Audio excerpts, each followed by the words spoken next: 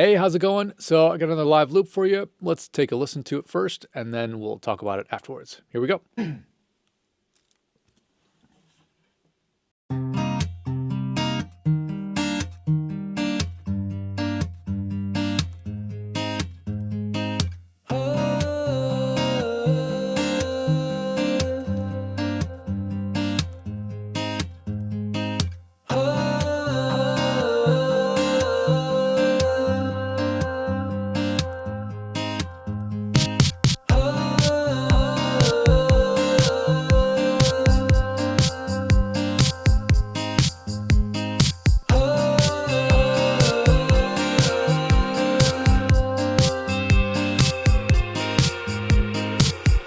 You got me saying again that forever isn't enough.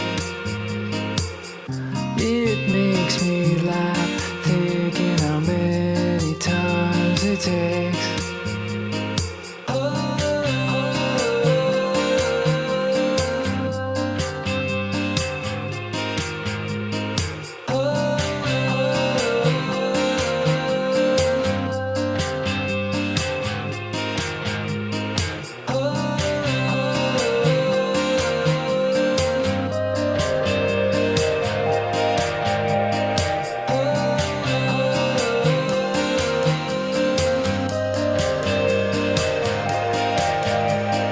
I don't know how you got me out of this place anyways.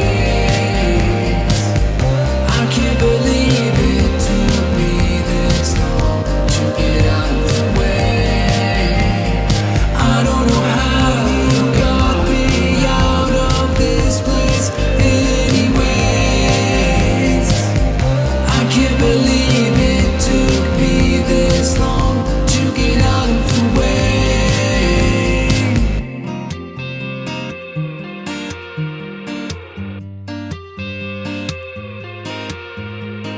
So I used my mule resonator on this song again. I'm just trying to find more excuses to use this thing. It's so great and it's really inspiring. Every time, sorry, there's construction going on. Apologize for the extra noises, but anyway, so yeah, this thing is so inspiring every time I pick it up. And I don't know, and recently, I think in the past year or so, I think I've had this for a couple of years now. The past year, I've been really playing it more and using it for songwriting more and more because it's just something different than the guitar. Well, this is a guitar, but it's something different than, regular six-string acoustic guitar or electric guitar. Just offers something a little bit different. And with the slide, it gets really expressive. Like when you're using a slide, when you're playing, it's kind of like a vocal. You know what I mean? So you can slide up to the notes.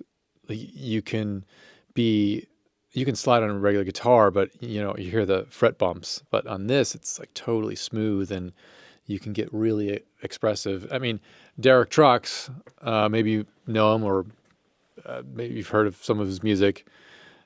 He is a big inspiration for me in picking up the slide guitar.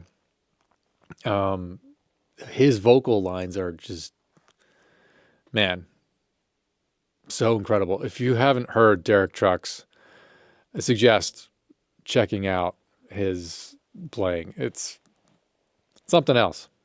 So yeah, I don't have a slide with me right now, but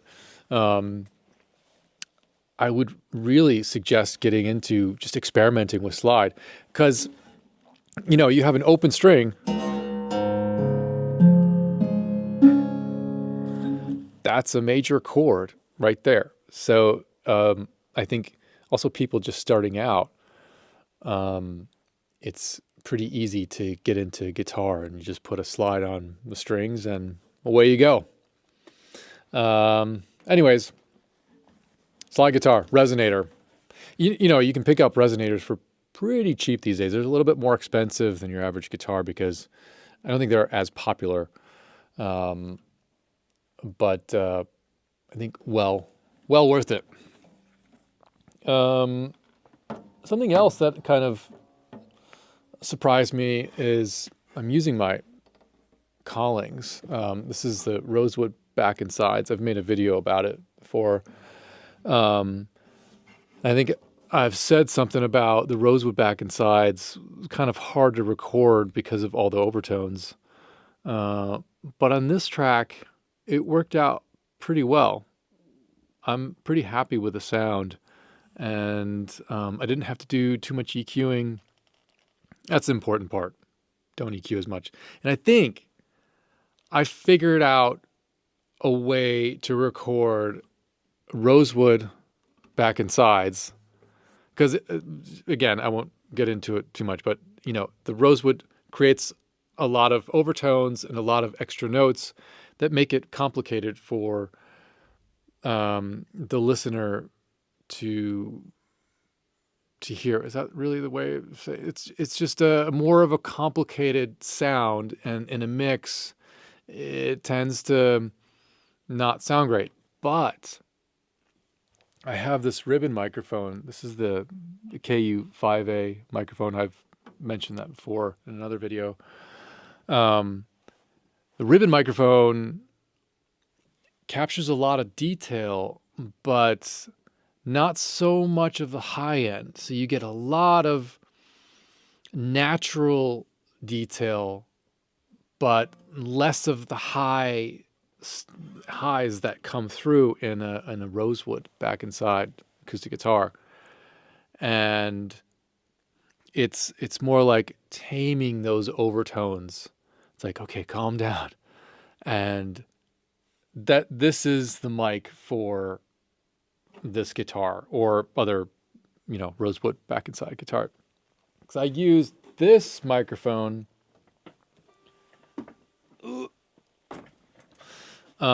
This is an Audio-Technica 4050. Great mic, but lots of highs. So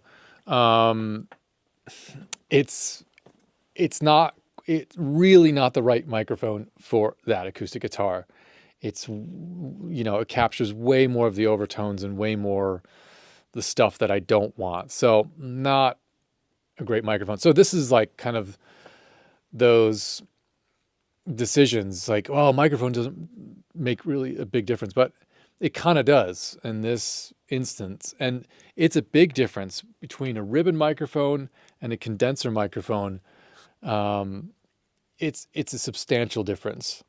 So like for something like this, if you're recording an instrument that needs a little bit more highs, then like a ukulele would be great on this. And not so much on this. Or like a classical guitar would be great on this. Piano sounds really good, depending on what piano. My piano is it's an old piano, and it's rather kind of dull sounding. So anyways, just nerding out on microphones for a second there. Yeah, so I used some electric guitars on it, vocals, obviously, nothing crazy. I used my UDO synthesizer. That was pretty cool. I later realized that my performance wasn't really great in the keys, but you can't hear it as much in the background. So I'm going to check all that out or change all that, in the production track, which I'm working on right now. And yeah, I'm going to have that for you next week. So I hope you enjoyed that. Please consider liking and subscribing, dropping a comment below, and I'll see you in the next one.